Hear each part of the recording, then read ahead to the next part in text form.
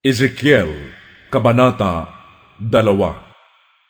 Sinabi sa akin ng tinig, Ezekiel, anak ng tao, tumayo ka, at may sasabihin ako sa iyo.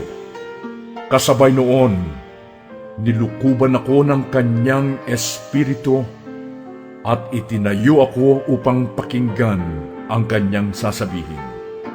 Ang sabi niya, Ezekiel, anak ng tao, susuguin kita sa Israel, sa bansang Suwain, pagkat mula sa kanilang ninuno, naghihimagsik na sila sa akin hanggang ngayon.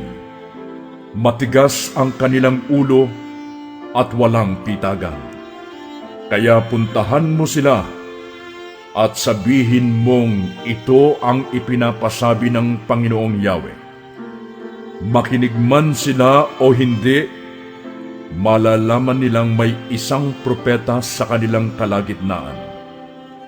Huwag kang matatakot sa kanila, kahit pagbantaan kanila, kahit napaligiran kanila na waring nakaupo ka sa gitna ng mga alakdan. Huwag kang masisindak sa kanila, bagamat sila'y talagang mapaghimagsik. Sa makinig sila o sa hindi, sabihin mo sa kanila ang ipinapasabi ko sa iyo, pagkat sila'y talagang mapaghimagsik. Ezekiel, anak ng tao, pakinggan mo ang sinasabi ko sa iyo. Huwag kang tutulad sa kanila na naghimagsik sa akin.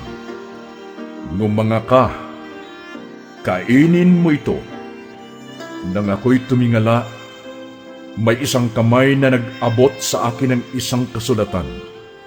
Iniladlad ito at nabasa ko sa magkabila ang mga panaghoy, pagtatalamhati at paghihirap.